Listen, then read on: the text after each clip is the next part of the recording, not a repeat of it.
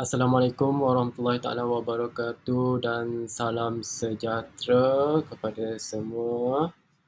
Okey, pada hari ini saya akan memberi penerangan berkaitan dengan kemahiran.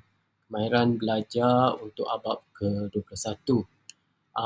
Saya Al-Ba'atul Ridwan bin Muhammad dari Bachelor of Medical and Health Science with Honor lah. Okey.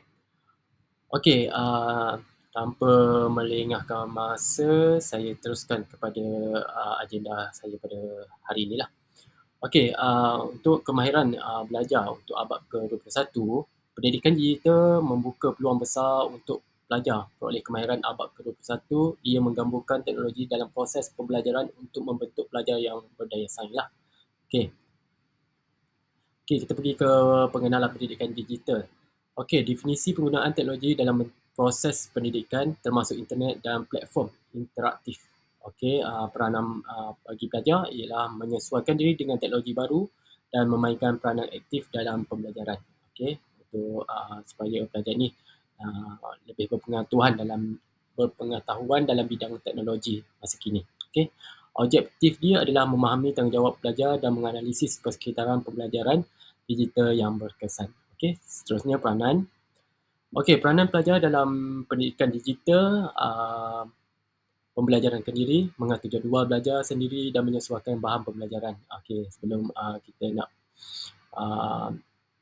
mencari sesuatu tu, kita perlu mengatur jadual untuk belajar supaya sumber apa yang kita nak tu kita boleh cari dalam sistem teknologi lah. Okey. Penglibatan aktif, sertai forum, sesi interaktif dan bekerja berkumpulan dalam talian.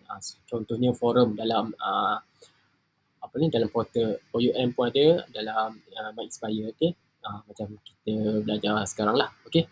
Okey, yang seterusnya pemikiran kritis. Kritis ni menganalisis dan menyelesaikan masalah secara kreatif lah. Okey, kita nak cari satu masalah, kita kena kaji dulu apa semua kita boleh cari dalam sistem teknologi ni. Okey. Seterusnya,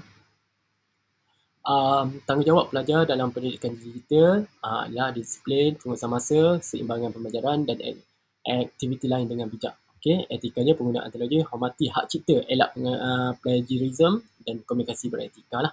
Okey, keselamatan cyber, lindungi data pribadi dan elakkan daripada penipuan dalam talian. Okey. Okay, seterusnya ciri-ciri persekitaran pembelajaran digital berkesan ialah interaktif dan menarik, menggunakan gamifikasi, VR atau AR untuk meningkatkan pengalaman pembelajaran, fleksibel dan aksesibel. Pembelajaran boleh diakses dari mana-mana ataupun bila-bila masa lah. Kat mana-mana pun kita boleh akses. Okay. Kolaboratif ni adalah galakkan komunikasi dan kerja berkumpulan dalam persekitaran digital, dan maklumat dan beretika ni adalah sistem keselamatan data pelajar sendiri dan menjaga dengan teliti. Okey, seterusnya cara memupuk pengembangan minda dengan teknologi adalah kreativiti dan inovasi, platform seperti Canva, Adobe dan Scratch, and then penyelesaian masalah VR, AI dan analitik pembelajaran.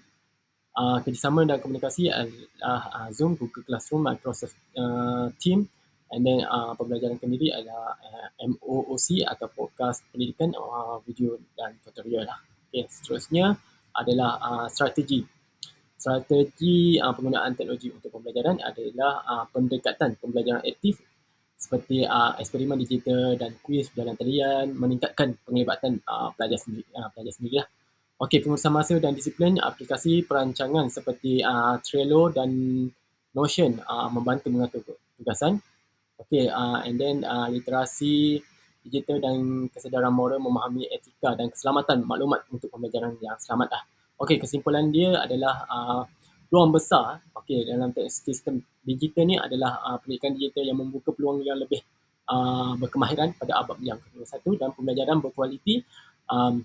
Pelajaran digital perlu fleksibel, interaktif dan menyokong kreativiti. Okey, dan keseimbangannya adalah pelajar perlu mengurus emosi dan membina interaksi yang berkesan. Okey, setakat itu saja yang saya ingin katakan. Terima kasih dan Assalamualaikum.